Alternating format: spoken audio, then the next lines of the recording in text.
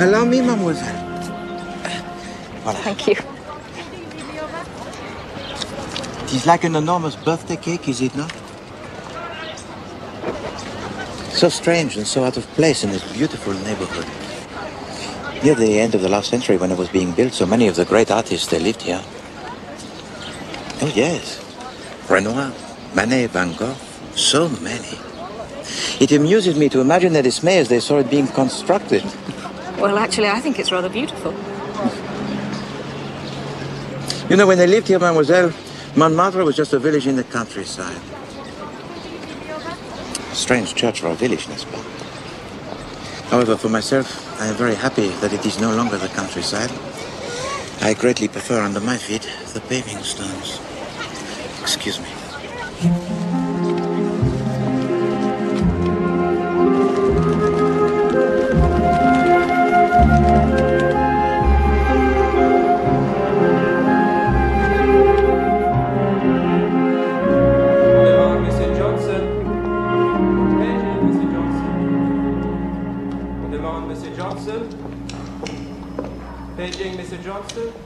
I'd much rather spend the afternoon shopping. There are so many gorgeous shops in Paris, it's quite absurd. We've already bought the tickets, darling. It is why we came, Cecily. Yes, Venetia, thank you. I do realise. But I didn't realise we'd spent the whole week watching tennis. For goodness sake. Well, really? I do think Frenchmen are so rude, don't you, Venetia?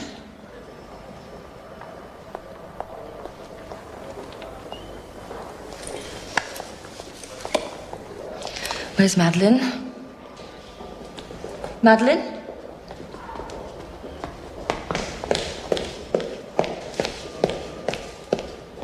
Fetch my cigarettes, will you? Yes, Lady Aubrey.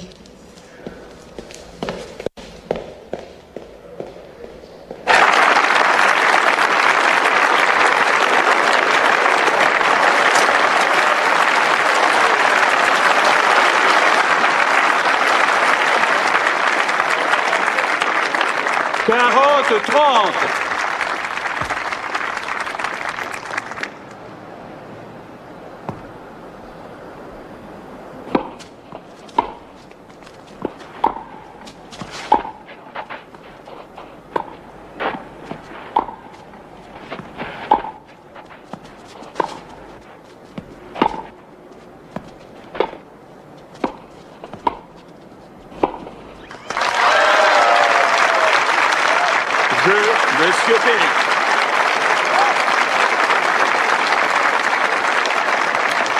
Monsieur Perry mène par 4-3 dans le premier set.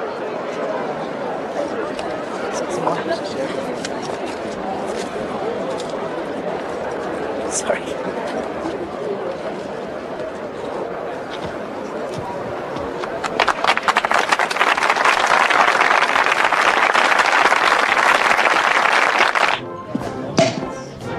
He was jolly good.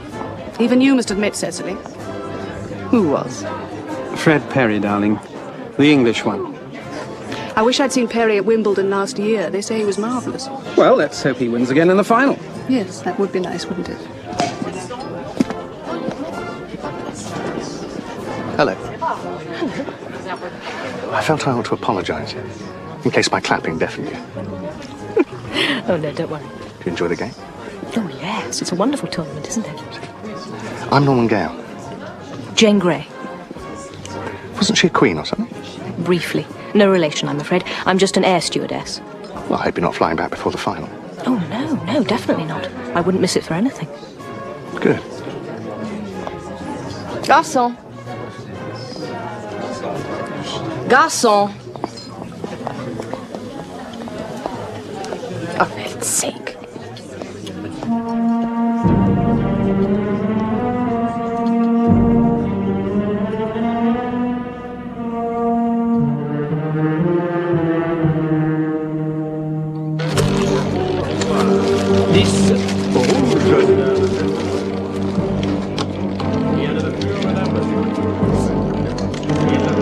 Faites vos jeux, mesdames et messieurs, faites vos jeux.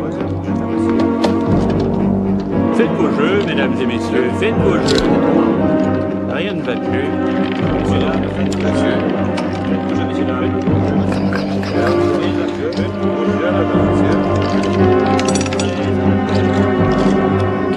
Noir.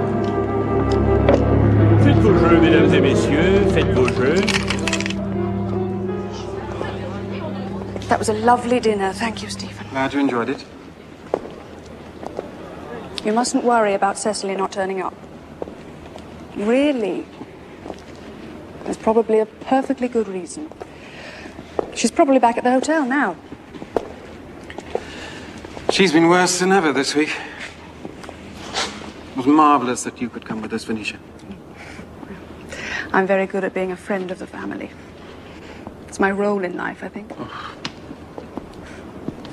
Bonsoir, madame. Bonsoir, monsieur. Good evening.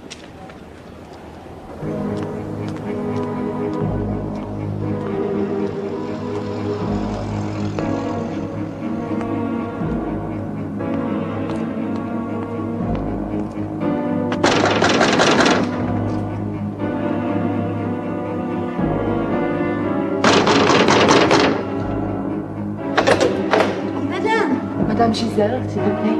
La première.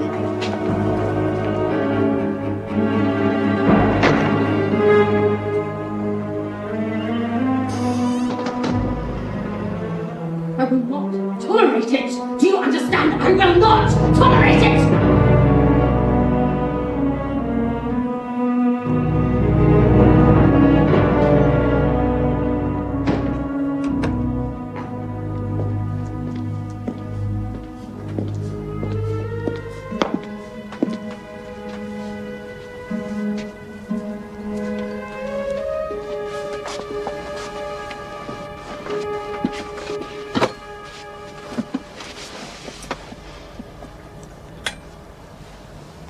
Hello, darling. Can't you sleep? It's 3 o'clock. Is it? Did you see her? Who? That woman. I might have paid her just a little visit, Stephen. On the other hand, I might not. I suppose you went to the casino. I might have spent just a few francs, yes, Stephen, I must confess. I'm not helping any more, Cecily. I'm simply not. You'll just have to tell her. Oh, don't get so excited, darling.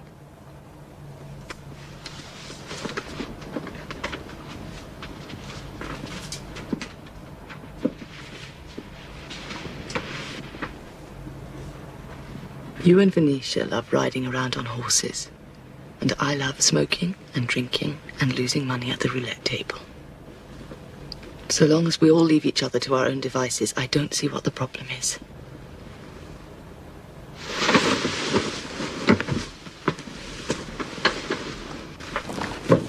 I'm going back to London in the morning. You missed the final. What will Venetia think?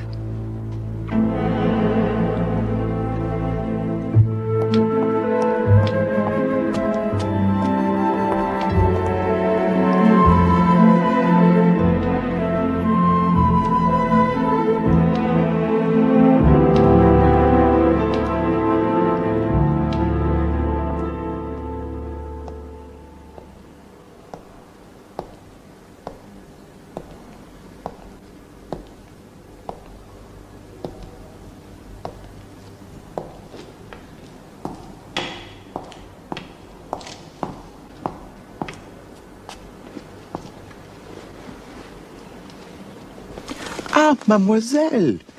I did not take you for an admirer of the avant-garde. Hello again. Hello.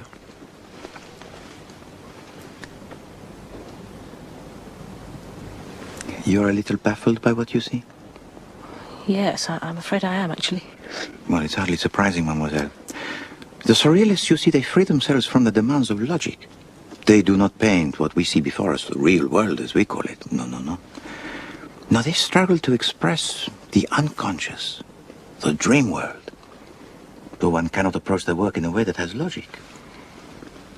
You have to experience it. You have to open your mind to it. That is all. Come, I will show you more. So, Mademoiselle Gray, How does the world look now that the surrealists have opened your mind to it? It's all looking a little strange now, actually. But I'm sure it's only temporary. It's been fascinating meeting you, Mr. Poirot. Ah, no. You are too kind. No, it has. But now there's a little bit of Paris I'd like to show you. Somewhere I'm almost sure you've never been. Oh, I've seen much of Paris, Mademoiselle Grey. Do not be so sure.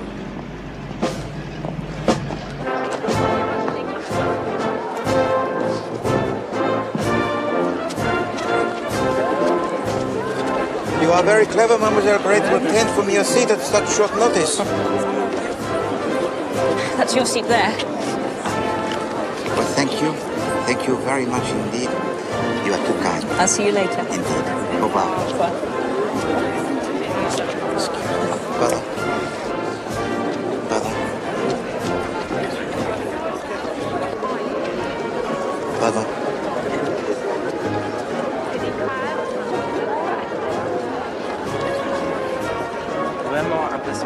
I really don't know why you're staying, Cecily. Why didn't you go back with Stephen? Perhaps because even this is preferable to being stuck in the country with all that mud and horse manure. Oh, you must have known what it was like before you married him. One never knows what one's husband is like before one marries him. That's one of the problems with marriage.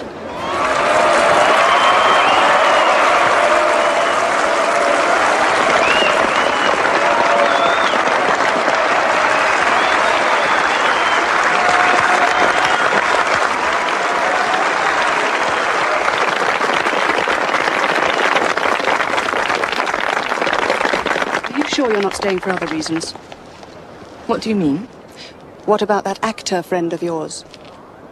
Isn't he keen on tennis?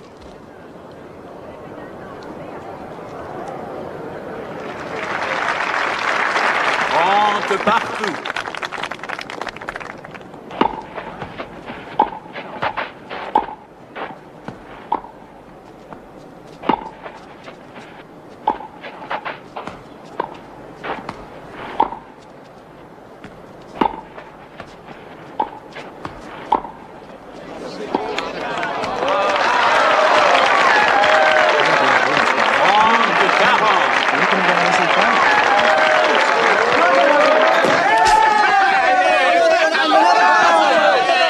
It is interesting, is it not, how the British regard tennis as their own invention, and any tennis trophy is rightfully theirs? When the truth is, it was a French game originally. Jeu de paume, 11th century, I think.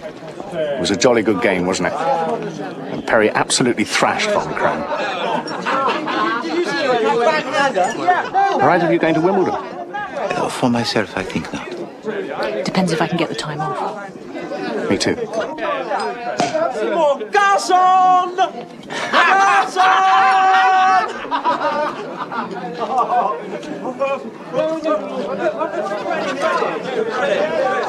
You've had enough, Cecily. I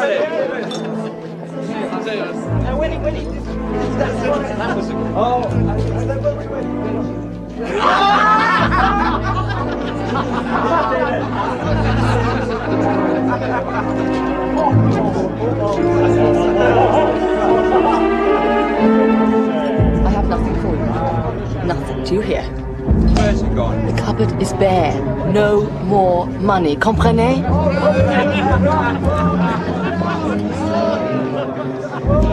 Pardon.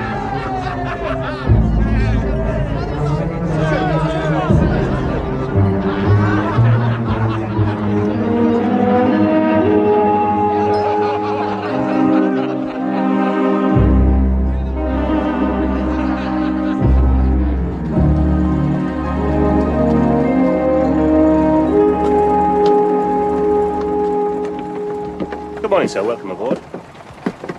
I hear Miss Grey will be travelling with us, ready to cater for our every need. How delightful. A little party. Ah, and there are two more to join us. Two more aficionados of the game of tennis. Oh, yes. Yes, I saw them yesterday. What a coincidence. No, Monsieur Gale. It is not a coincidence. You will go to Paris for the tennis finishes, you go home. What could be more logical? Bonjour, monsieur. Le bouger, s'il vous plaît.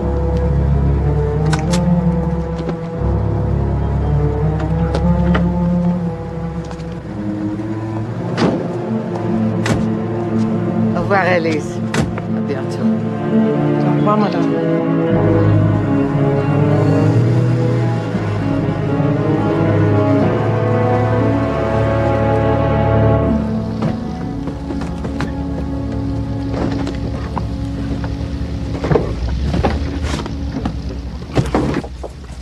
Good morning, sir. Good morning. It'll be in here, sir, if you need it. Thank you. Morning. Good morning. You're at the end, Mr. Gale, on the right. Call me Norman if you like. I shall have a rug if I may. Thank you. Your hat, sir. Thank you very much. Thank you.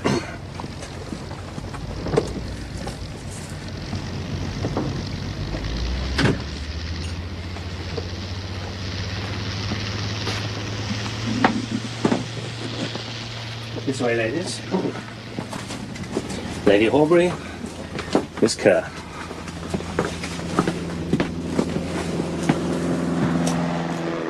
Is everything all right, Mr. Dupont? Yes. Would you like me to take your case for you? No.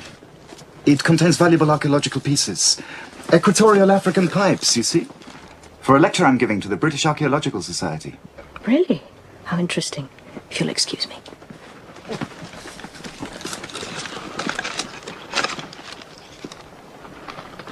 This way, madam. Excuse me for asking, sir, but I couldn't help wondering. Would you by any chance be Mr. Daniel Clancy, the detective writer? Yes, indeed. I'd just like to say, sir, I'm a great admirer of your Wilbraham Rice stories. He's so brilliant, a real genius, the way he can always work out who did it.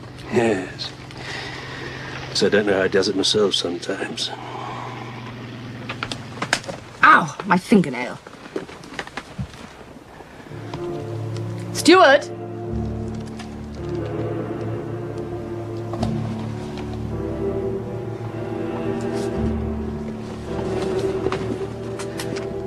Steward!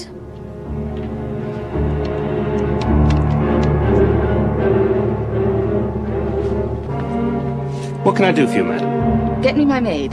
She's in the other compartment. Tell her to bring my dressing case. Yes, madam.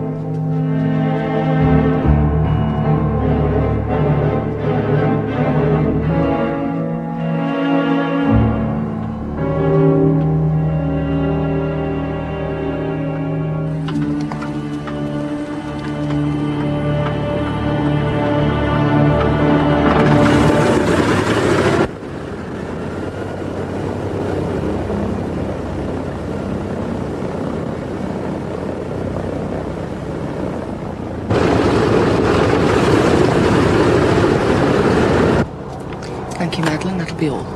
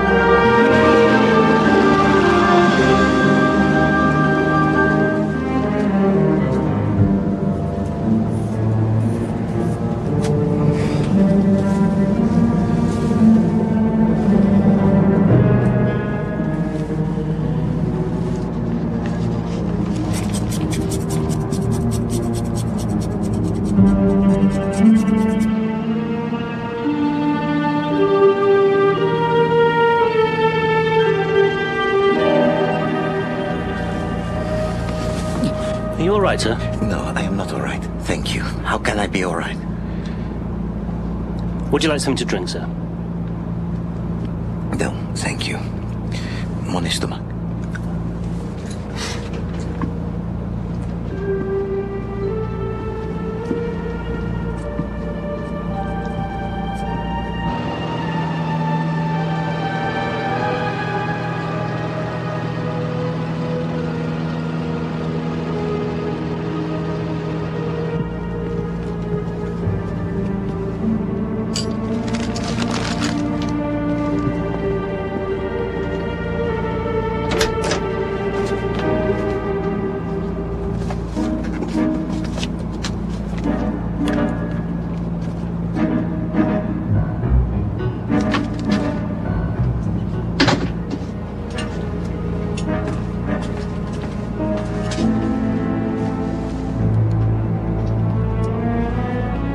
funeral?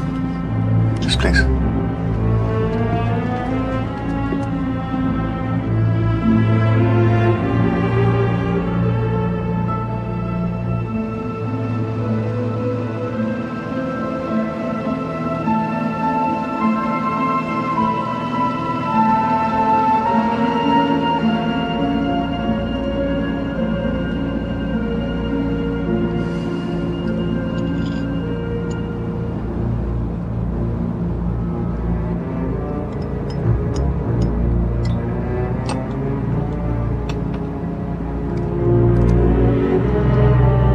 If you wouldn't mind, Cecily.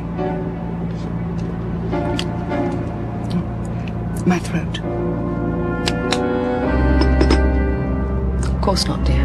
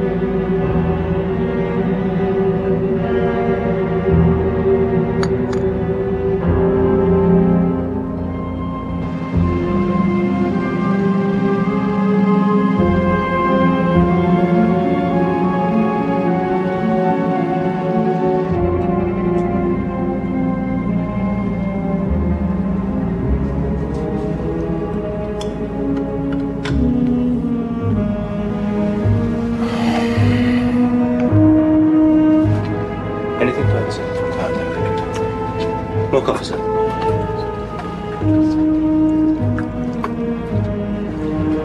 Coffee, miss? Maybe whole bread. More coffee, sir. No, thank you. Madam? More coffee, madam. Madam?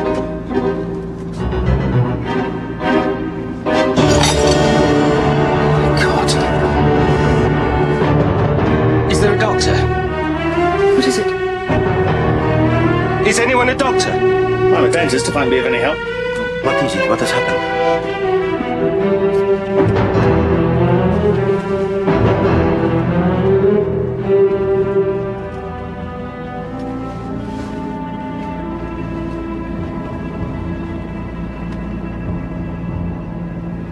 I'm afraid she's dead. What is it, a fit? No. No, I think not. Regardez. It's a wasp sting. I killed a wasp with my cup. Yes, I saw it too. People do die of wasp stings, but... You must get back to your seats, please, gentlemen. We're about to land. Qu'est-ce que c'est que ça? Another wasp?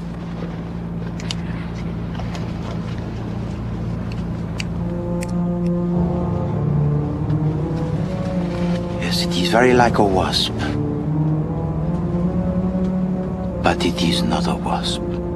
Goodness, it's a dart. A native dart. South American, I think. You have seen one of these before, monsieur? Yes, yes, indeed. Better be careful. Yes, you are right. We must be very careful. Because unless I'm very much mistaken, mes amis, the end is coated with poison.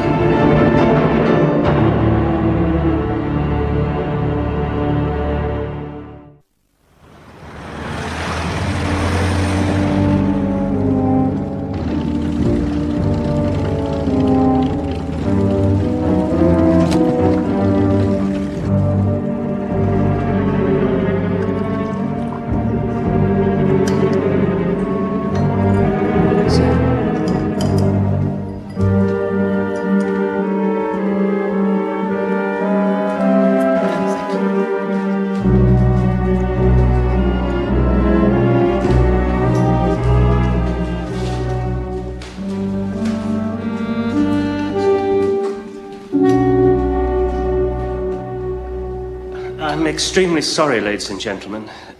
The police won't keep you very long. They'll let you go as soon as they've gone through your hand luggage. Excuse me. Mr. Poirot? Yes. Would you mind stepping outside? Not at all.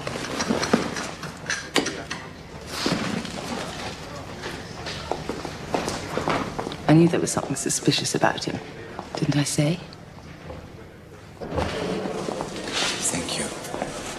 Well, well. Seems you can't even fly on an aeroplane now without somebody getting murdered. I've been onto the Sûreté in Paris. Spoke to a chap called Fournier. Inspector Fournier? No. I asked him to find out about the murdered woman, but he knew all about her already. Her name's Giselle. Marie Giselle. Well-known moneylender. Specialised in lending to society people. Always kept an ear open for their latest scandals and then used them to blackmail them when they got behind with their payments. Anyway, what can you tell me? I gather you were sitting just a few yards from the scene of the crime. Unfortunately, Chief Inspector Japp, at the time of the murder, I was asleep. Asleep? Really? Oh, well, well. Still, I dare say you have a theory or two about who committed it. How could I possibly have a theory, Chief Inspector, when I still do not fully comprehend what happened? A bit odd, though, don't you think? Death by poisoned dart on a British aeroplane. Bizarre, isn't the word? John Dupont. Large book. In French. Cigarette holder. Ivory, I should say. Small notebook. Full of scribbled notes. Ornamental hollow tubes. African pipes, I think you will find. I was not asleep all of the time, Chief Inspector. I heard Monsieur Dupont tell it to the air stewardess, Mademoiselle Jane Grey. Monsieur Dupont, he is an archaeologist. Could be what we're after. What exactly are you after, Chief Inspector? Well, the question I'm asking myself, Poirot, is how did the dart get into the body? You refer, I assume, to the method used by the South American Indians, who shoot the native thorns, such as was discovered by the body, through the wooden tube, n'est-ce pas? Well, yes. But how do you know about South American Indians? Because I have talked to Monsieur Daniel Clancy, the well-known writer of the detective stories, and creator of the celebrated gentleman detective, Monsieur Wilbraham Rice. No?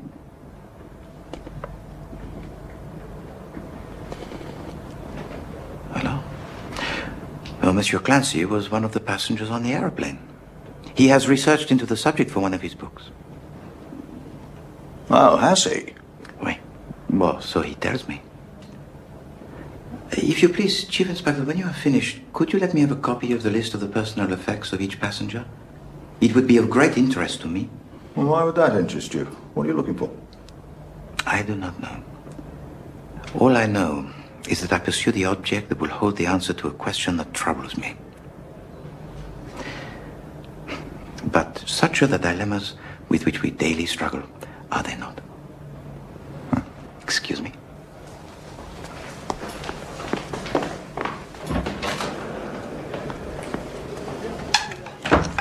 Very helpful.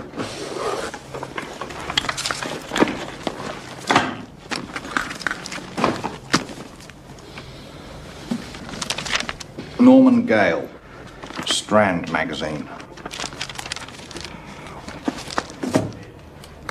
England's glory box of matches.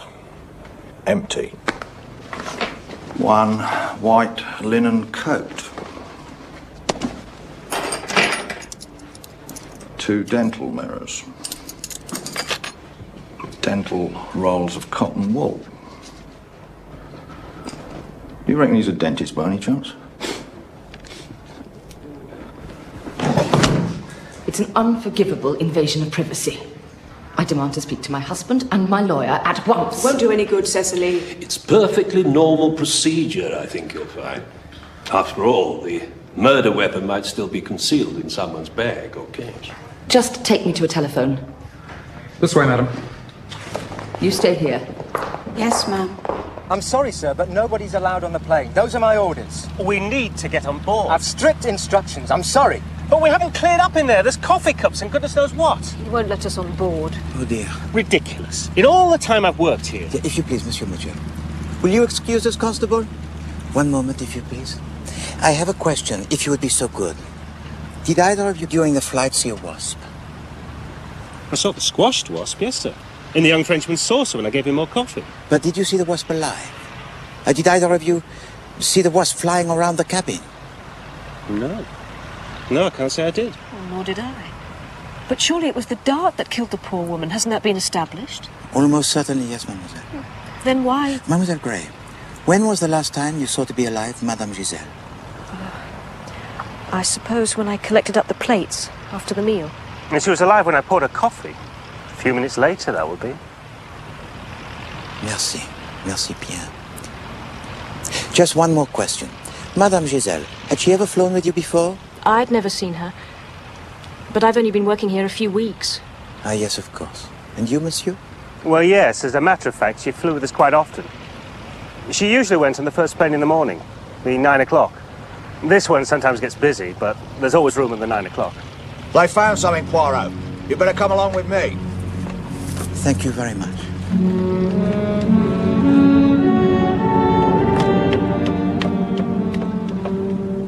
A wooden pipe, Poirot. So I see, Chief Inspector. Just what I was looking for. All we need to know now is how it got here. You see the markings?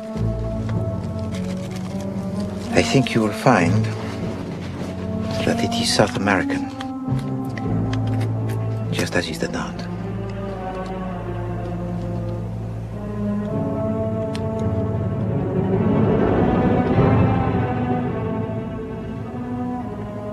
What's that you've got? I do not know. But I am sure all will become clear.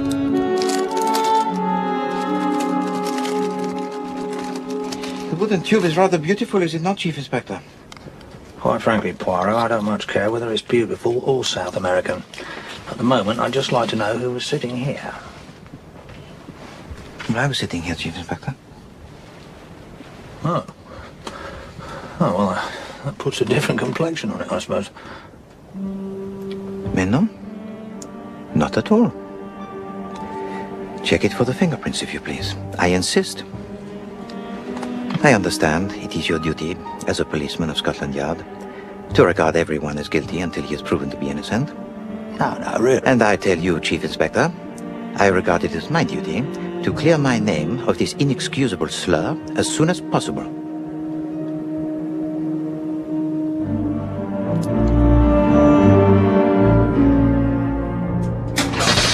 Stephen, I had to talk to you. I must warn you, something awful's happened. There's been a murder. Yes, on the plane. That Giselle woman.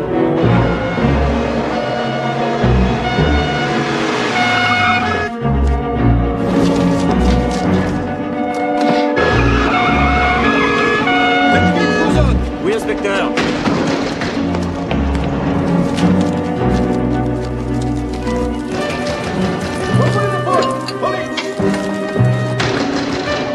Ouvrez-nous tout de suite.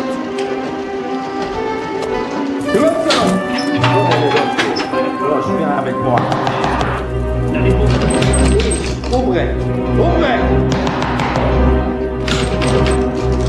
Ouvrez la porte. Ouvrez-la tout de suite.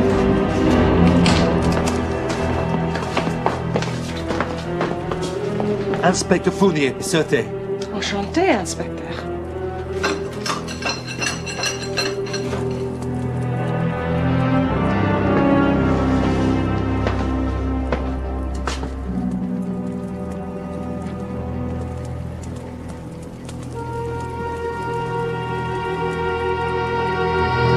I demand to speak to the person in charge. Sorry, madam. Don't, madam, me. Do you know who I am? really doesn't What's make any going on? difference. What did you say? I've strict instructions. I think you will not to let discover, Chief anyone onto the Inspector, aeroplane. that it is Lady Horbury. So you say, but I'm afraid I have strict instructions. Look, I've told you, madam. You cannot come on me. I shall talk to your superior. problem, Constable. This Are you the lady is senior policeman here? Chief Inspector Japp, yes. I'd like to talk to you on your own. I wish to complain. If you just go back to the lounge, please, madam, I shall be questioning everyone shortly. Chief Inspector Japp, I think it would be better to talk to Lady Horbury now. She was sitting in the seat directly in front of mine. Oh, was she? Wait. Right. All right, Constable.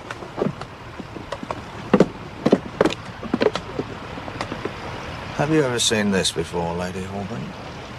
No, certainly not. Why? Lady Horbury, at any time during the flight, did you see anyone move to the rear of the plane?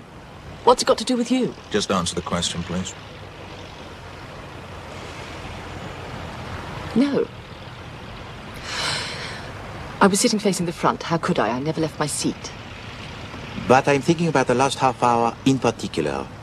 Did you not notice anyone at all? No. Well, apart from the steward and stewardess, they were clearing the tables and then serving coffee. They passed by a few times. Did you see a wasp? Wasp? No. And did you know the murdered woman, Lady Horbury? No. No, I'd never seen her before.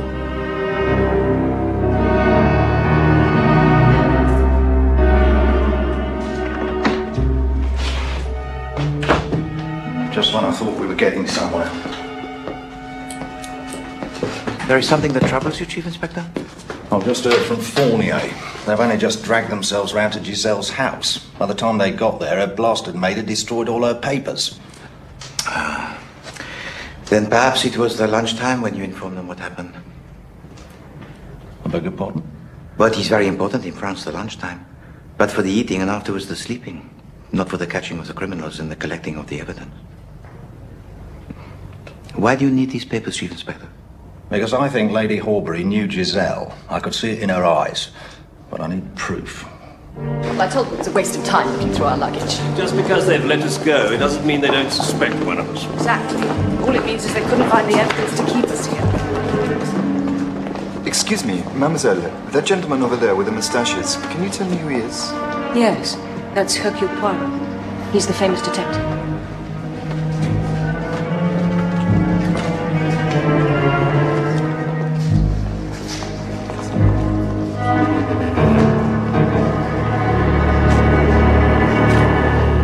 Tell me, did either of you see anyone pass by Madame Giselle during the flight? Yes, I did. I was handing out the meals. I saw Mr. Clancy walk right by her. He was carrying a book. I assume he'd taken it from his bag or coat. He went straight back to his seat with it. Did he pose as he walked by? Or do anything in any way unusual? I don't think so. But I wasn't really concentrating on him. I'm still not used to the work. I was terrified of dropping the food. I see. And did either of you see anyone else get up? No. Well, actually, I got up myself, but only to go to the toilet. Which is at the other end of the cabin? Yeah.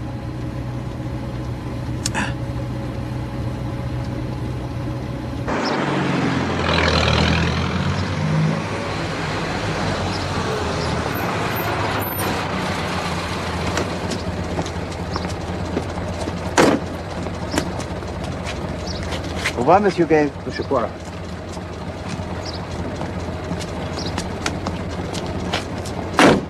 What an impressive house. Yes. I wish I could say it was mine, but I'm afraid it's my uncle's. The surgery's here, too. We both work here. Well, goodbye. Goodbye. I was wondering, are you possibly free for dinner? Perhaps tomorrow night? Goodness. Well, how lovely. Yes. Yes? Good. I'll telephone you tomorrow.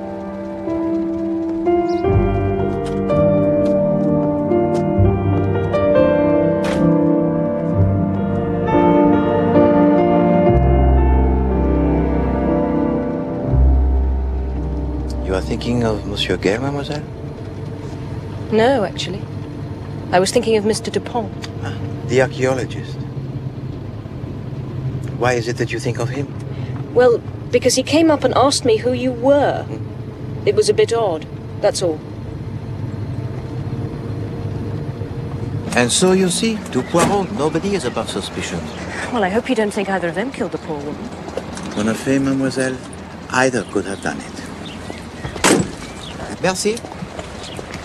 Monsieur Gale, because he could have had access to the poison, he would have known the doctors. For him, it would be easy. And Monsieur Dupont, because he travels around the world visiting the places exotic, he could have purchased the poison and the bites. And of course, he killed the wasp. But I thought Madame Giselle was killed with the dart. Yes, you are right, mademoiselle. The wasp is not so much interesting as suggestive, I think. Mademoiselle Gray, would you be kind enough to help me?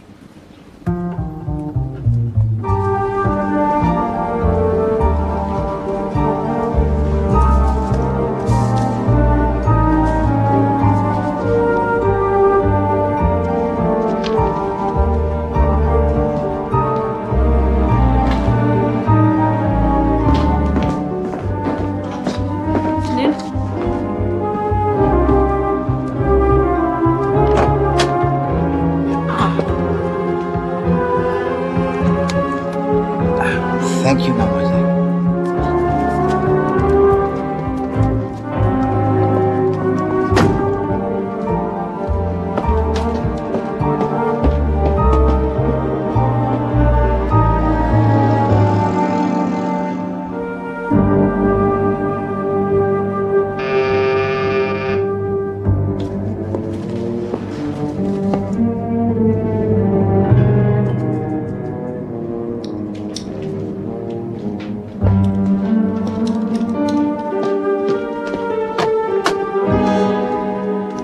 Good evening.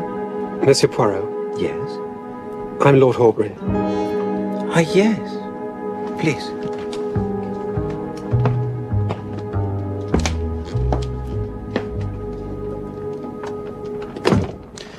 Thank you.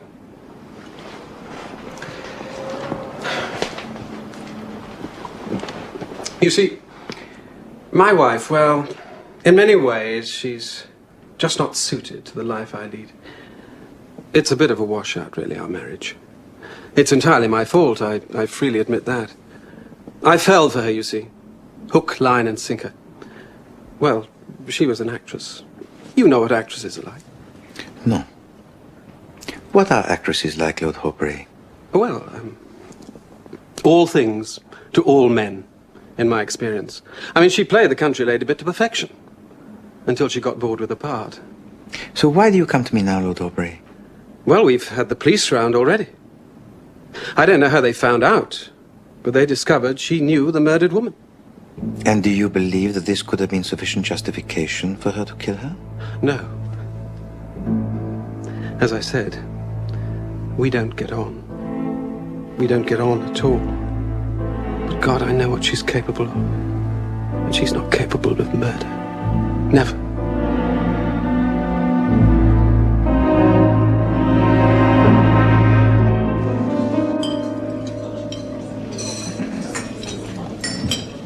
We've been sitting here watching his house for an hour and a half. He's never going to turn up. Monsieur Clancy will turn up eventually, mademoiselle. Have no fear.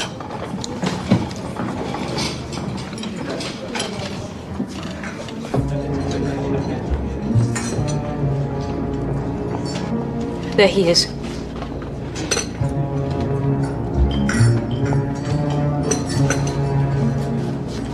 Do not forget the shorthand, mademoiselle. But I told you I don't do shorthand. Neither, I am sure, does Monsieur Clancy. Just make the little squiggles with confidence. It will unnerve him.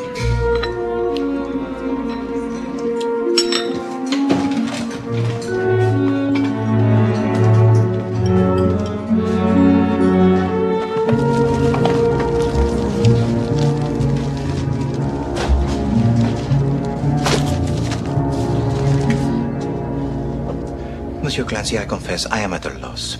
I try to deduce who is the murderer of Madame Giselle, but there are several suspects. The little grey cells, never do they let me down, but in this case... And so in despair, I come to you. Why me?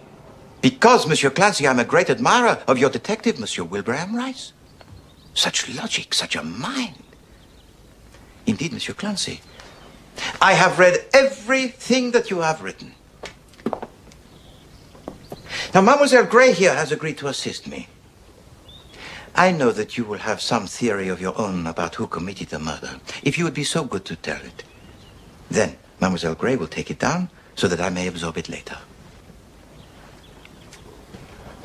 I'm sorry, no, it's impossible.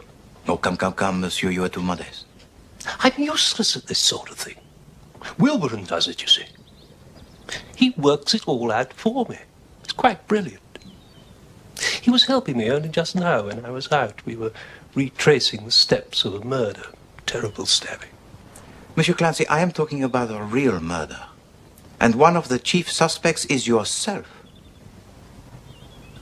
Oh, yes. You had the opportunity. And you were observed to pass by Madame Giselle during the flight. I deny it.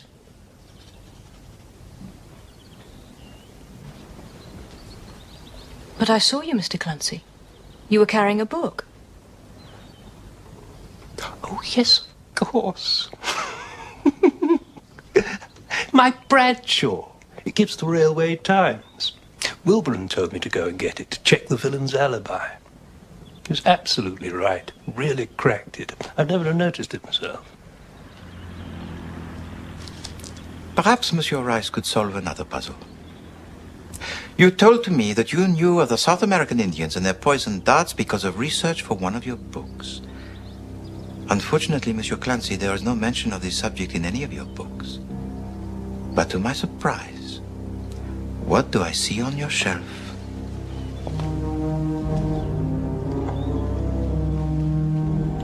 But this.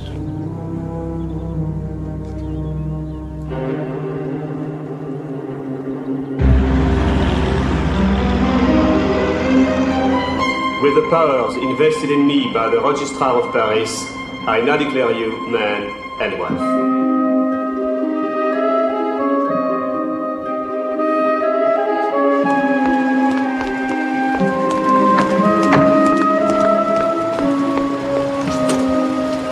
Je dois aller à la police. C'est très important. Très vite, hein?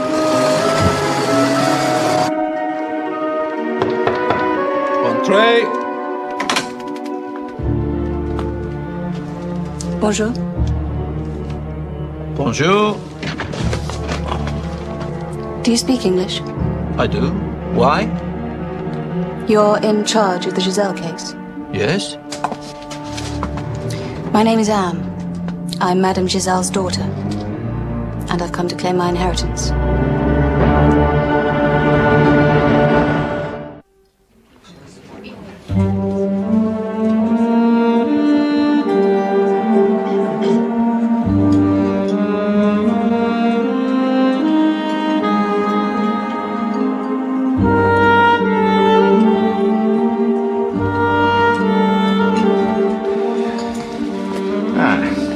Looking forward to the flight, Poirot.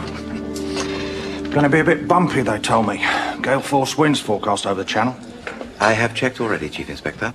The air, it will be beautifully calm all of the day. Otherwise, I cancel my flight and you go on your own. Just a joke. Anyway, I've been talking to Lord and Lady Horbury again. I admire your industry, Chief Inspector. And Venetia Kerr. It's quite clear that Lady Horbury went off gambling every night in Paris and used to come back in a terrible state. But the morning before they left, she was particularly desperate. Which you assume is connected with Madame Giselle. And so we return to Paris to see what else we can find to finally incriminate the Lady Horbury. Well, yes, that's what we're going for, isn't it? Or have you got a completely different theory you're not telling me about? I am reaching certain conclusions, Chief Inspector. But conclusions which do not yet fit together, unfortunately. First, I conclude that the wasp is of vital importance. Yes, but she wasn't killed by the wasp. Forensic have already confirmed that. And secondly, the sudden appearance of the daughter of Madame Giselle, who we assume will inherit the money of her mother. Unless they find a will that says differently. Of course, it is possible that the daughter might be an impostor. Or perhaps Madame Giselle did not even have a daughter. Sir? Ah. Would you care to order? Full English, please.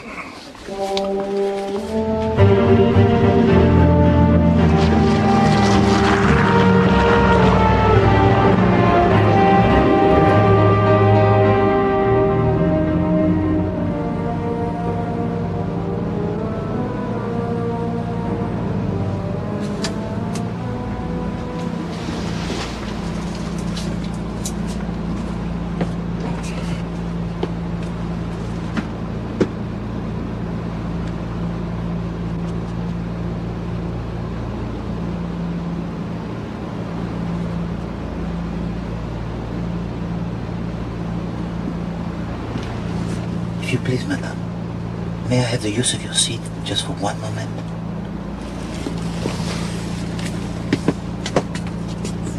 Thank you.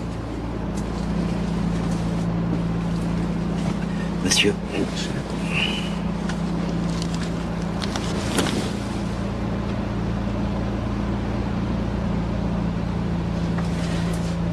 Thank you.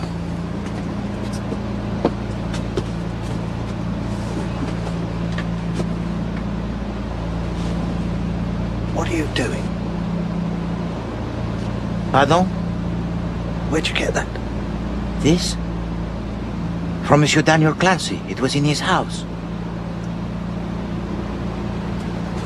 That's evidence, Poirot.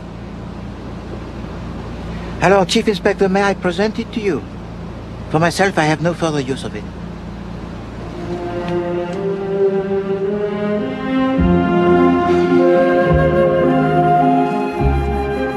I hope you're not going to make an exhibition of yourself here like you did on that plane. Well, my experiments were very useful, Chief Inspector. They showed how dangerous a woman is Lady Horbury. Well, exactly. I mean, to be able to blow the poison dart from one end of the cabin to the other, first, she must have a lot of puff. Secondly, her aim must be as good as that of Fred Perry himself. And finally, she must have been able to become invisible so that no one on the plane saw her do it.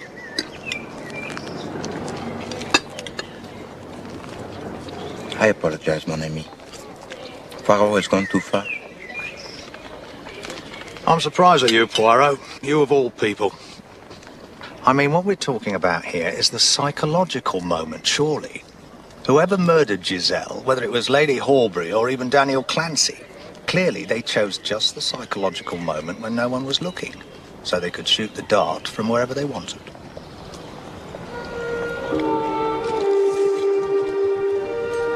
Psychology. You are right, Chief Inspector. There must have been the reason psychological why no one on the plane saw the murderer. That is what we must discover. But first we must talk to the daughter. If the daughter is what she really is.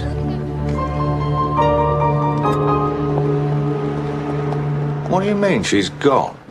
She arranged to return here today, where I agreed we would take further particulars. She was in such a hurry before, but she did not return. Well, let's go and find her, Fournier. How about that for a plan? That is the problem, you see. I do not know where. You mean you didn't take her address? No. After all, she came to claim her inheritance. A very large amount of money, probably. Why should she not return? Chief Inspector, I would like it that you stay and work with Inspector Fournier, if you please. No, please, do not be difficult, Chief Inspector. We are in great need of the help of the show. We've just had their help. Look where it's got us. Please, Chief Inspector, look. You remember that I removed from the wooden tube a tiny piece of paper. I have been studying it. Observe it, if you please. It has on it the letter F, which I believe stands for francs. It is, I think, the remains of a price ticket which has been torn off. Therefore, the wooden tube, it was purchased from a shop in Paris, probably. I thought it came from the South American Indians. No. But now we have the need to discover where then is this shop. And Inspector Fournier and his men will help you to find it. And what are you going to do? First, I must rest the little grey cells. And then I pursue the matter of the disappearing daughter.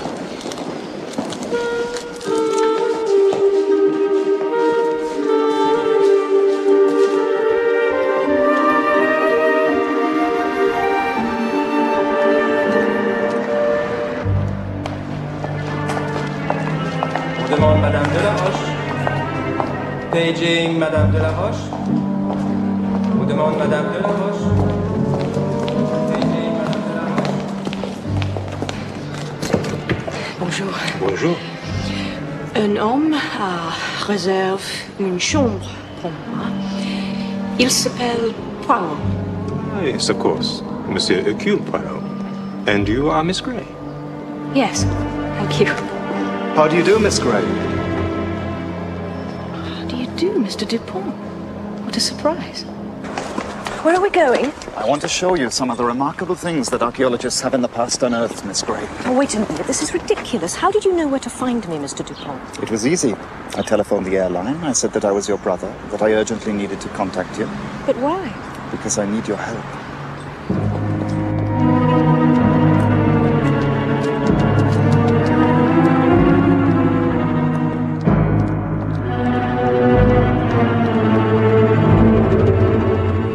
Dug up anything like this? Not personally, no. Not yet.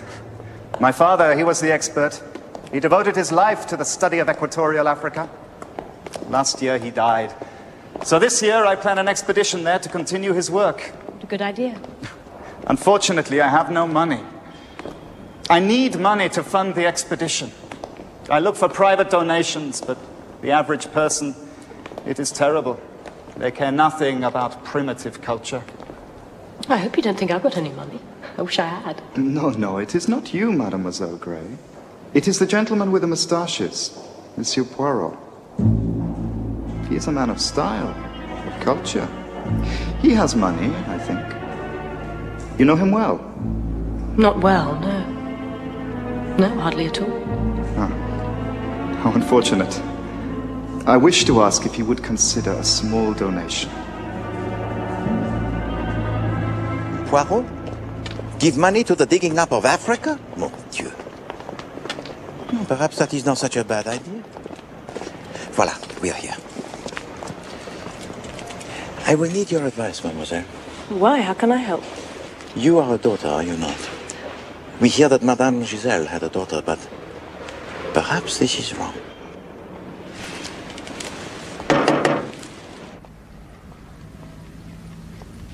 This is an eerie place. So cold and unfriendly. Not what I would consider a home. I mean, there's nothing personal in it. Nothing at all. You are right. S'il vous plaît. There are no souvenirs, no photographs, no memories. Est-ce que Madame Giselle avait de la famille Elise? Non, monsieur. Ses parents sont morts. Morts? What's she saying? That someone's dead? Her mistress had no family. Both her parents are dead. Avait-elle des enfants? Non, aucun. And there are no children? Non. Quand c'est curieux, Elise. Une femme de le nom est Anne Giselle, vient de refaire surface. Anne?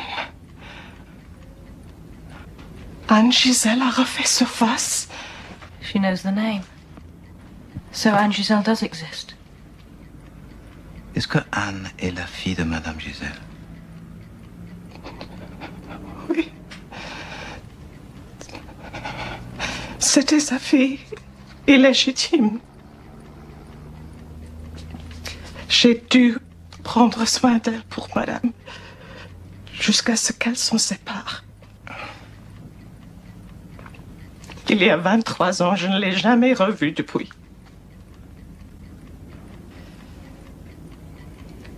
The baby of Madame Giselle was illegitimate, so that Elise had to take care of her. What did she say? Something about 23 years ago. It is 23 years that her mistress took the baby away from Elise, and she has not seen her since. Attendez.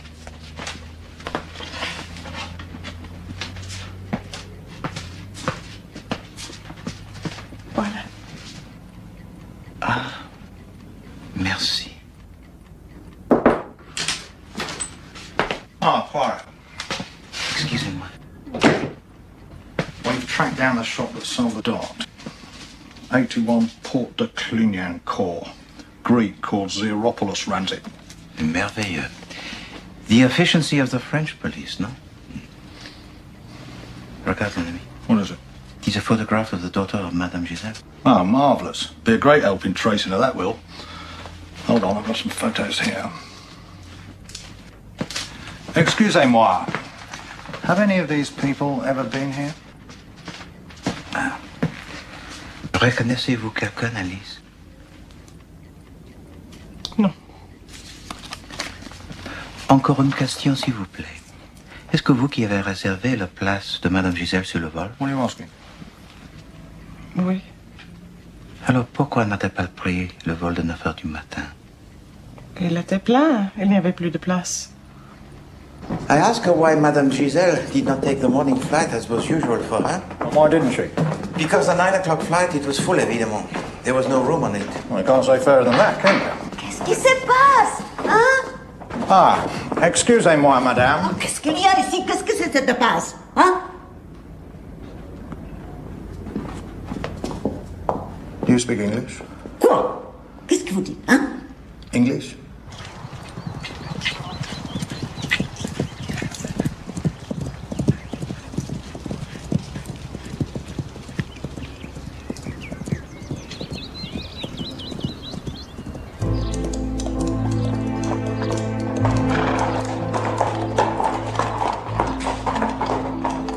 Where's Cecily?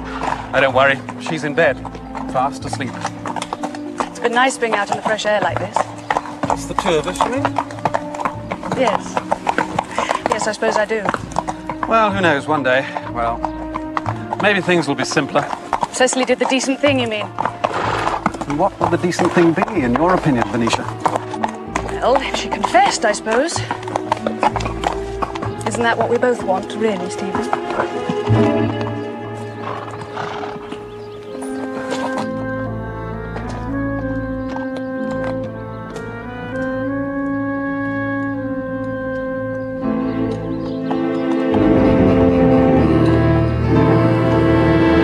Jap here.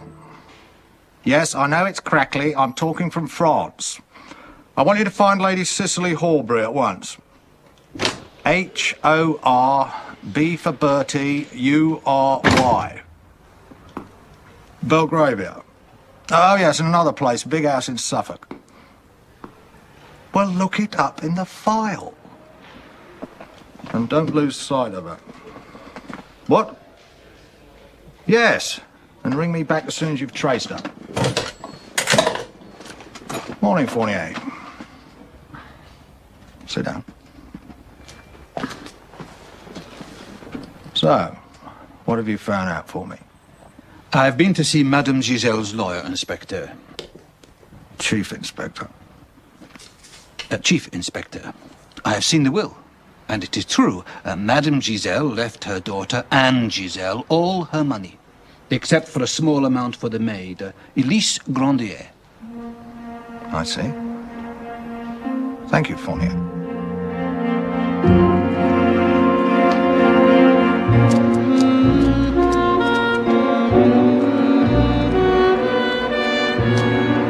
That is correct. The 9 o'clock flight was full, so I booked Madame Gisèle on the midday flight. How strange. Why? What's strange about it? Flights are often booked up well in advance. But not this one, monsieur. What do you mean? I'm an air stewardess. A colleague of mine was on the 9 o'clock flight. She told me it was virtually empty.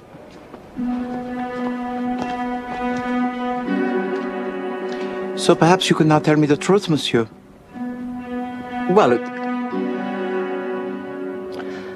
very well. A man came in. He gave me 4,000 francs to tell her the early plane was full. There didn't seem to be any harm in it. I didn't know she was going to be murdered. Describe this man, s'il vous plaît. He was an American, tall, young, with a goatee beard and glasses. Thank you. Ah, yes. With glasses and a hat. And he chewed gum like all Americans. And his French accent. It was terrible. Of course. Bon. Look.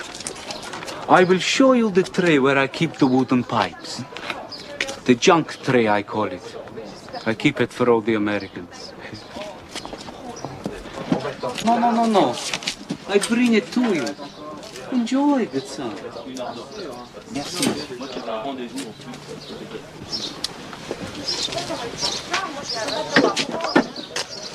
But there wasn't an American on board. Where's he come from? Mademoiselle, you have helped me very, very much. I thank you. I haven't done much. Oh, yes, already you are like a true professional. With the young man at the airline office, you played your role, but to perfection. Ah, the wooden tube. May I? Oui, oui. C'est joli, n'est-ce pas? Mais qu'est-ce que c'est? Ah, the little pieces of silk, such workmanship. What else do you observe, mademoiselle? Well, the silk is red. I thought the dart that killed Madame Giselle had black and yellow on it. But you see, the murderer, he replaced the red silk with the black and yellow. You seem to be in a hurry, mademoiselle. Oh, not really. Well, Norman, Mr. Gale said he might call. He thought he might come over for a couple of days. I see. Mademoiselle Gray, I have been thinking very hard. I wish that you say to Monsieur Dupont that Poirot is very happy to give to him for his expedition the sum of £500. £500? Oui. That's extremely kind. But of course. À la préfecture de police, s'il vous plaît.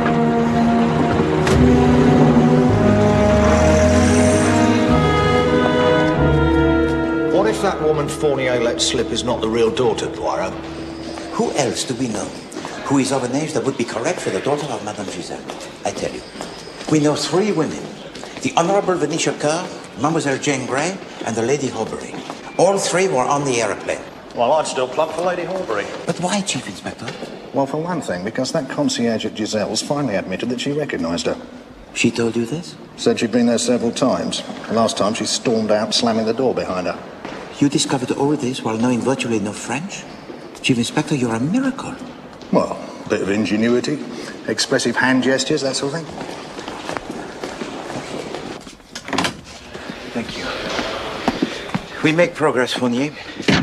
Chief Inspector Japp believes that Lady Horbury committed the murder, whilst I have discovered that the purchaser of the poisoned dart was a man. It can't have been. Mais oui, an American. Or he seems to be. He chews gum, he wears the American spectacles, and speaks with the most terrible French accent. But it is easy to be an American in Paris, n'est-ce pas, Fournier? Mais oui, certainement. So I suggest that he is a stage American. You mean it was a disguise? So it cannot be Lady Horbury?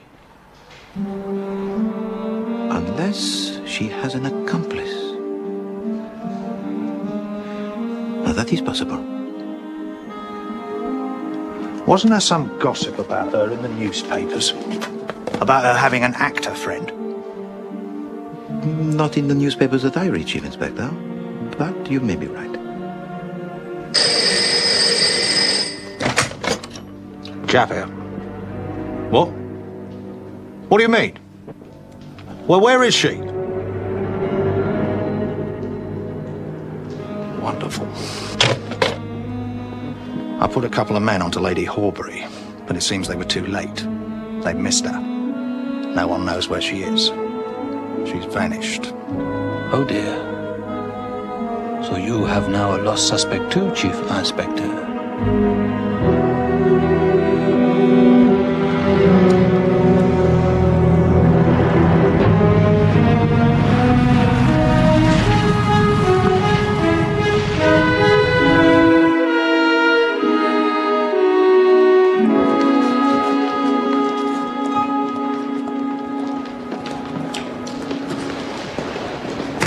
So, now I leave you, mademoiselle.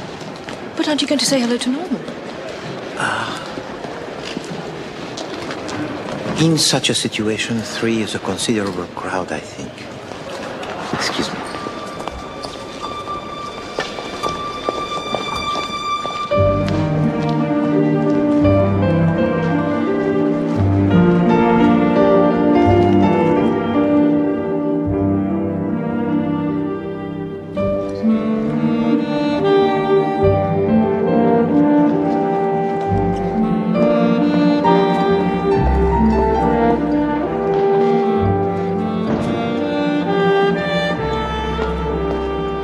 Monsieur Mitchell, is it not? Oh, of course. Mr. Poirot. Oui. May I, please? Please do. Thank you.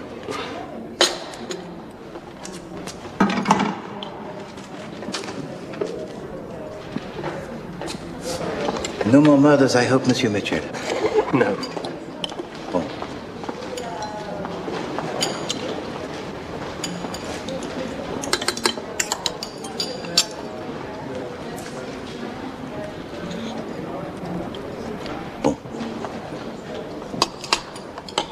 You know, it is truly fortunate to meet you here, Monsieur Mitchell. I have a question to ask you. When you cleared the table of Madame Giselle after she died, did you notice anything unusual? No. No, I don't think so. What sort of thing? Anything at all. Think hard, please. It is very important. Well, yes, there was something. It's silly, I'm sure, but, there were 2 coffee spoons in a saucer. It can sometimes happen when you're in a rush, and it's better to lay too much than too little. People can get terribly irritable if everything isn't exactly right. Still, that's not what you're after. Au contraire, Monsieur Mitchell. Thank you very much. It is a clue of the most vital importance.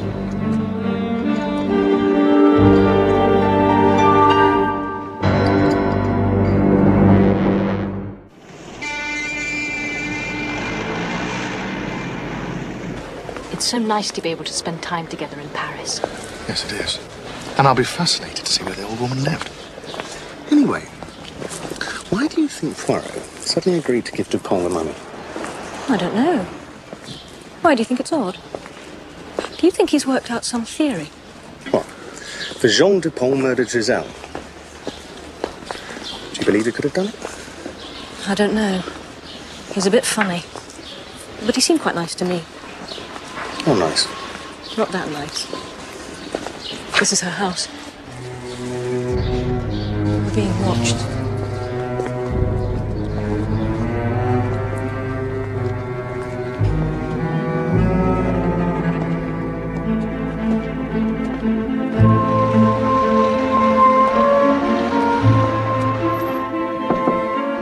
Hello? Oh. I was looking for Inspector Fournier. How can we help you, mademoiselle? Madame. Madame. Pardon. Well, I've come to apologize. You see, I came to see Inspector Fournier a little while ago about a rather important matter. You're Madame Giselle's daughter? Yes. Please, sit down, madame.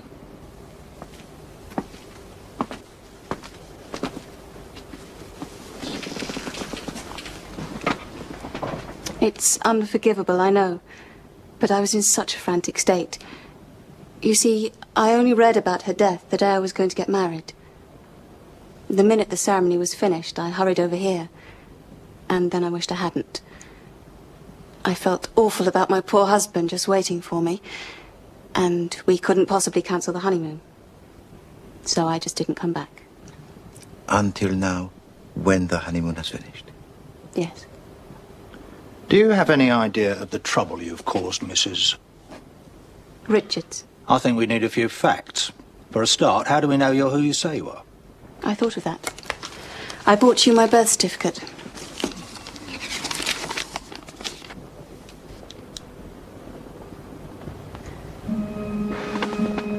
Do I not know you, madame?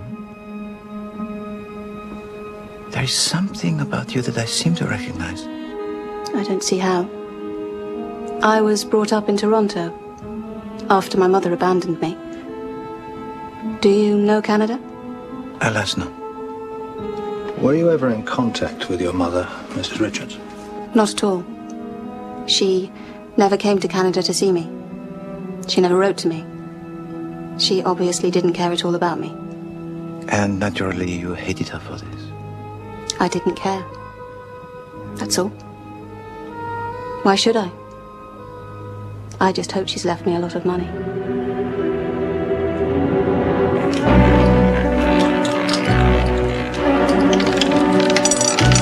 36 rouge.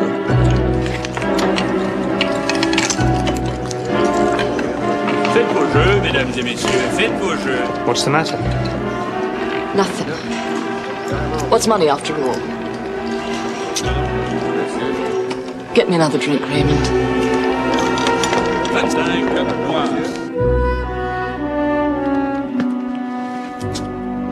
Ah, is this the newspaper that you tell me about, Chief Inspector? The one that reveals the gossip of the English upper classes and their friends? Yes, and it's very difficult to get over here. So I see. The date is yesterday.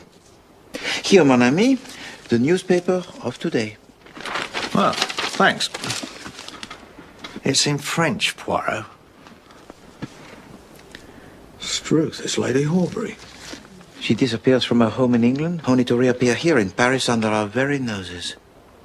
With, let me translate for you, Chief Inspector. With her traveling companion, the well-known British actor, Mr. Raymond Barraclough. No, please. Poirot has a plan.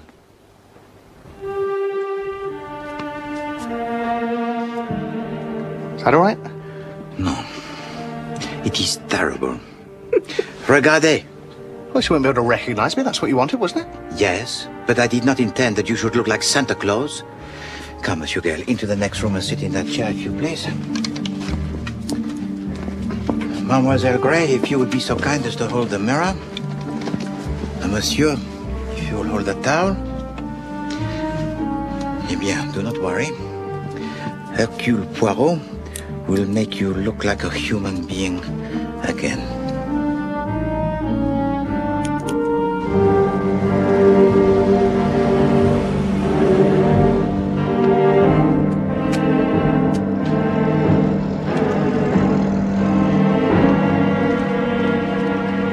Lady Horbury, Daily Record, Paris correspondent. I'm sorry to bother you, but we'd really like to do a piece on you for our series, The English in Paris. No, certainly not. No, really, Lady Horbury, the photographer will be here in just a second. Just a photo of yourself and Mr. Barraclough here. How dare you? Get away from us! Now, I really don't think you should be taking that attitude. We'll be here again tomorrow morning, Lady Horbury. Obviously, we've got an excellent story here already. Now look what you've done. I'm sorry. Just leave me alone. You're pathetic.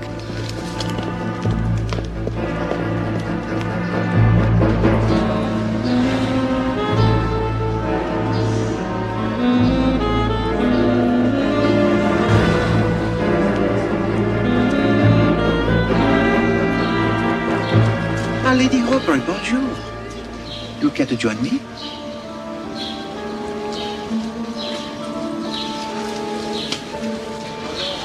May I get you something? A coffee, perhaps? No. Thank you, I'm all right. A cigarette, perhaps? Thank you.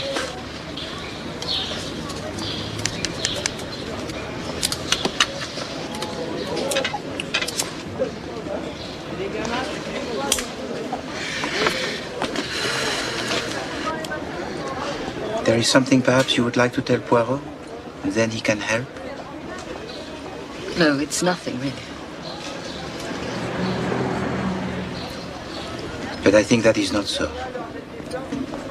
On the day before the murder, your good friend, Monsieur Barraclough, he was in Paris. Yes. And you saw him while you were in Paris. And you also saw Madame Giselle, did you not? And she refused to release you from your gambling debts.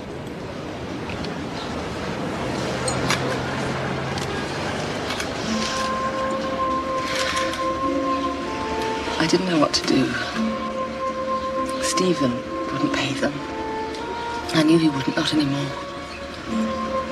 They were enormous. Much more than he imagined. She threatened me.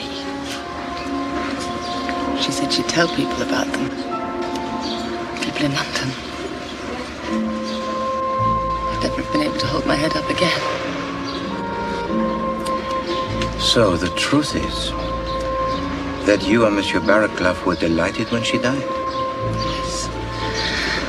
It was wonderful. Almost too wonderful to believe.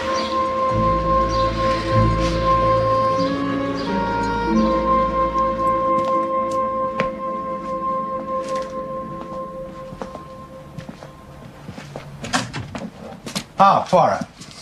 Chief Inspector? Mademoiselle?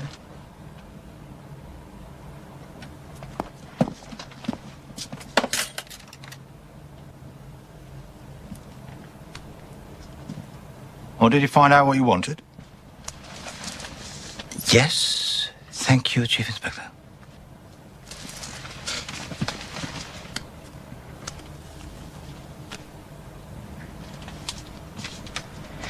Anyway, I must go. Ah, my nail. I must file it.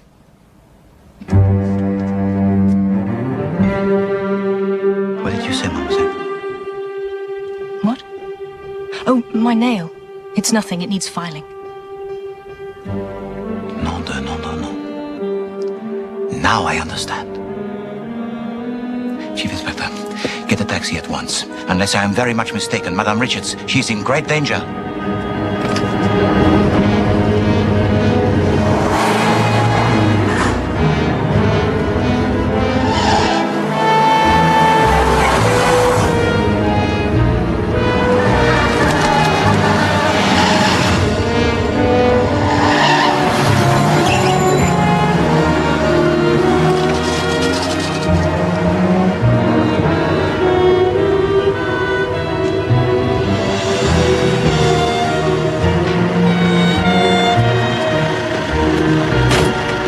She left about an hour ago with an American. She seemed surprised to see him. And where did they go, madame? Can you tell us that? Oh, yes. He ordered a taxi for the Gare du Nord. They were going to England.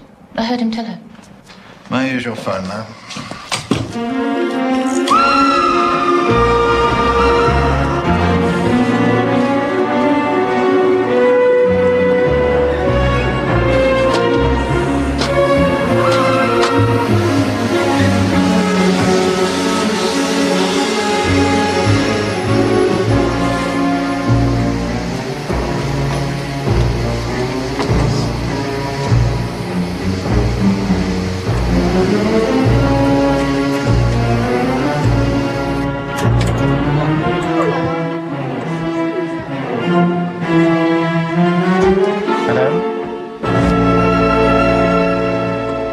Suicide? That is what the police suspect, Monsieur Gale.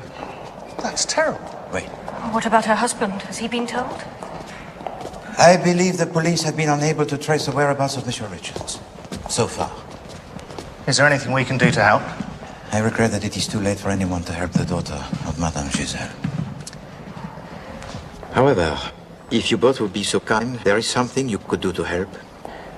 Please join me in my suite, as I have called together all those I consider relevant to this case.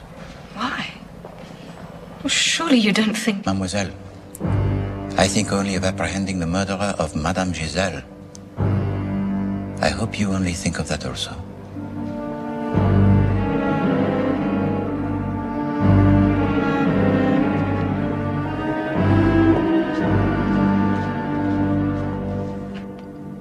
Mesdames et Messieurs. First, I have the task to restore the reputation of Hercule Poirot, the celebrated detective who had the misfortune not to observe the cunning murder of Madame Marie Giselle, even though it took place not 10 meters away from him. And so, when I had the dubious pleasure to attend the final of the tennis match, I observed an incident between you, Lady Horbury, and Madame Giselle.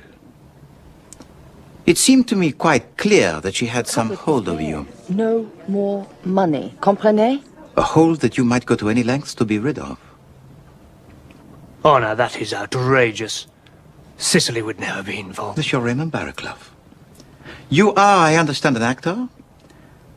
A profession that I think would equip you very well for the impersonation of the mysterious American who seems to have been the accomplice of the murderer. And how are we supposed to have carried out this murder? As for opportunity, the wooden tube was hidden in the gap next to your seat on the plane. But as my experiments prove most conclusively, it would have been impossible for anyone to have blown the dart on the plane without the greatest risk of being seen. And so we ask ourselves this question.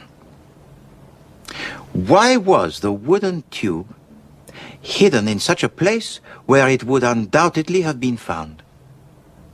To mislead us. Vraiment, Chief Inspector. So next, we come to the wasp. What was the purpose of the wasp? The same thing. To mislead us as well. Thank you, Mademoiselle Gray. You know, Mademoiselle Gray has been such a help to me throughout. Une parfaite assistante. And she is right. But by the time the body of Madame Giselle was discovered, the wasp, it was dead also, because it had been killed by Monsieur Dupont. It was buzzing around my coffee. But did you have to kill it, sir? Was that really necessary? What? Are you saying that because I killed a wasp, I also killed Madame Giselle? That is ridiculous. If the wasp was put there to mislead us, was there not also a danger of it failing to do so? Unless, of course, our attention was drawn to it by the murderer himself. It's a wasp sting. I killed a wasp with my cup. All I did was kill a wasp with my cup. However, Mesdames and Messieurs, we know that the murder was not committed by the wasp. And we know that it was not committed by the use of the wooden tube. No.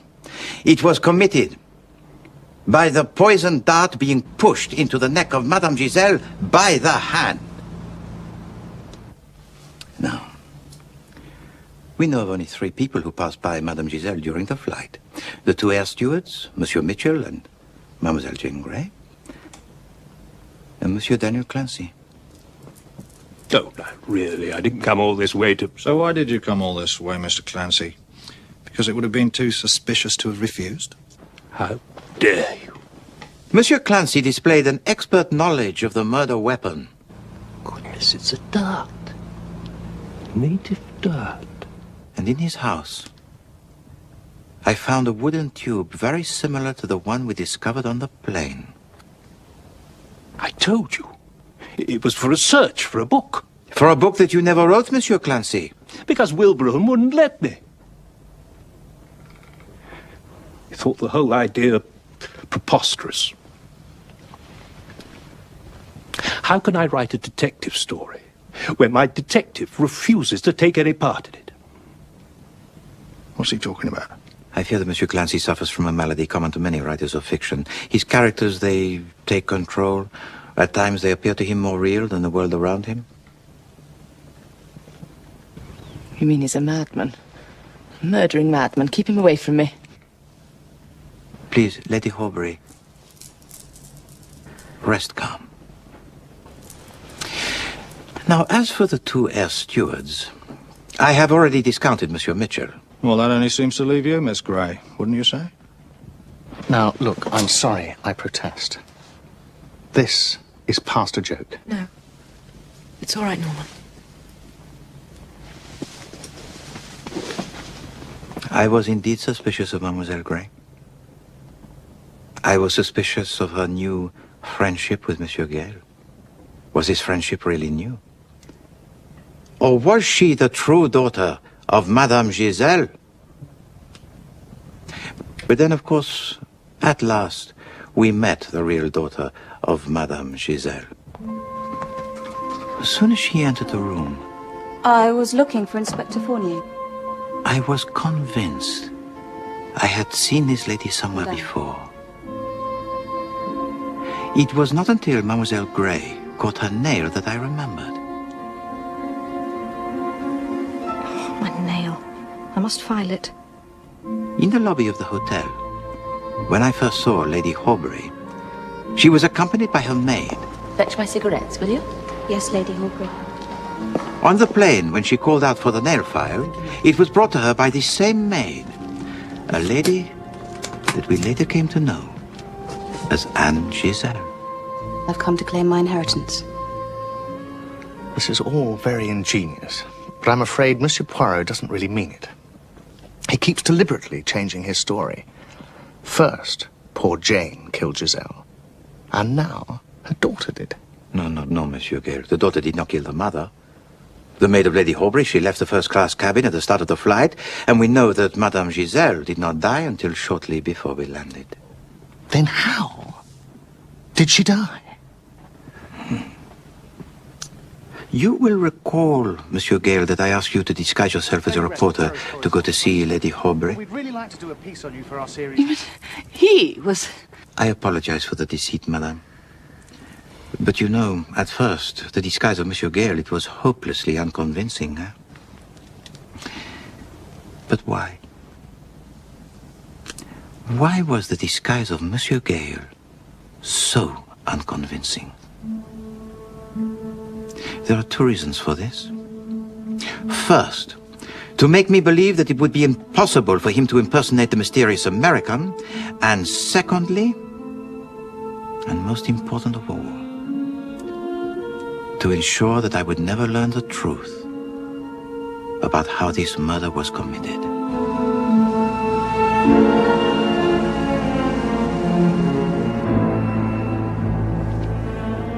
You see, in the list of the personal belongings of Monsieur Gale, I had already noticed that he was traveling with his dentist's coat.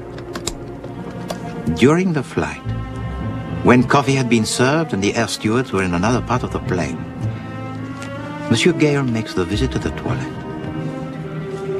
He changes into his dentist's coat and alters his appearance with the help of some cotton wool which he had brought for the purpose.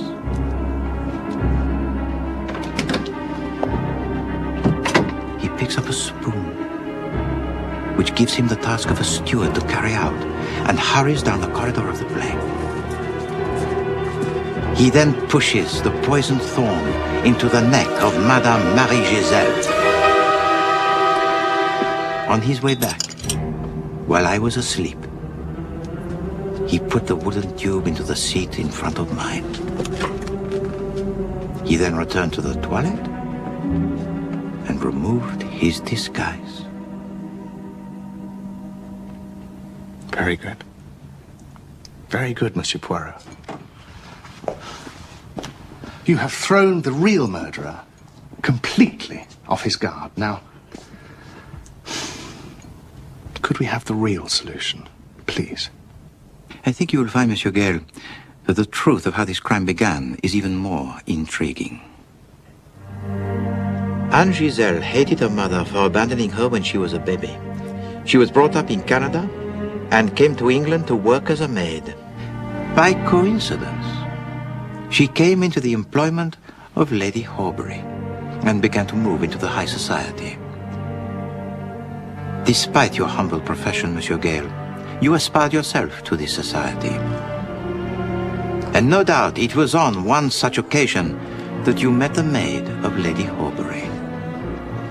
Your relationship, it developed.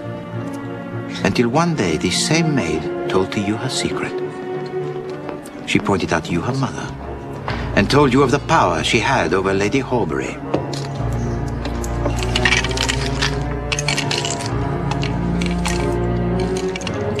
Of course, after 23 years, Madame Giselle did not recognize her daughter.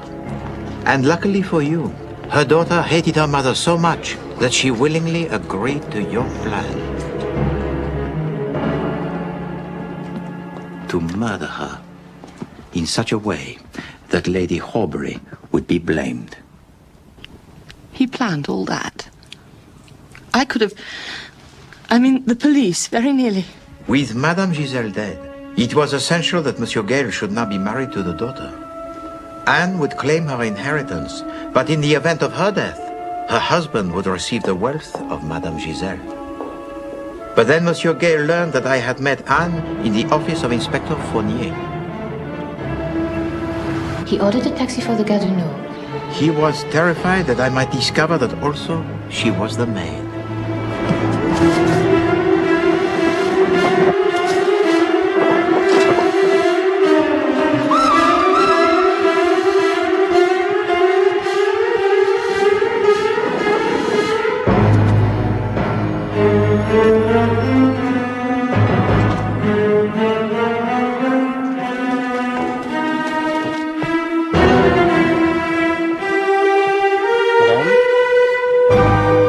Poor woman's death was suicide. You told me. No, Monsieur Gale. You see, you left your fingerprints on the poison bottle. Now, that's absolutely ridiculous, because I will... You wore the gloves when you committed the murder. Indeed. Thank you.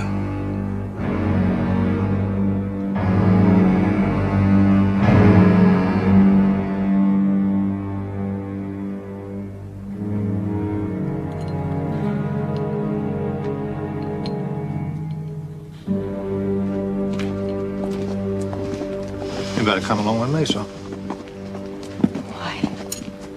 Why did you do it, Norman? For the money, Jane. For a very great deal of money. Why else?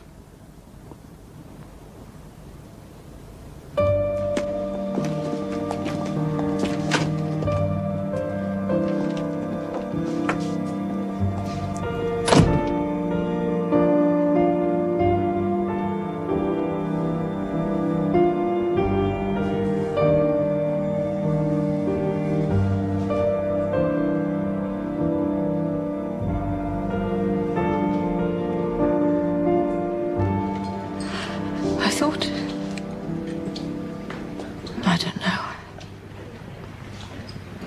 You liked Monsieur Gale? Yes. And you thought that he liked you? But you are wrong, mademoiselle. Obviously. No. He did not like you. He loved you. It is true. I see it in the eyes.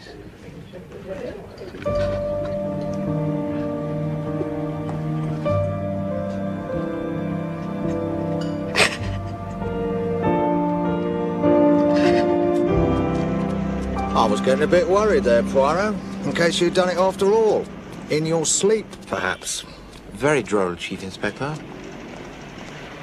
One thing I don't understand, though. What put you onto Norman Gale in the first place? In the first place? Eh bien, in the first place, I looked for the home of the Wasp. And in the belongings of Monsieur Gale, there was a matchbox. An empty matchbox. Parfait. So, where do you take me, Poirot? Little farewell lunch, I hope. Nice little restaurant you've just discovered. I'm getting quite keen on this French food, you know. Not exactly, Chief Inspector. Food for the soul, mon ami.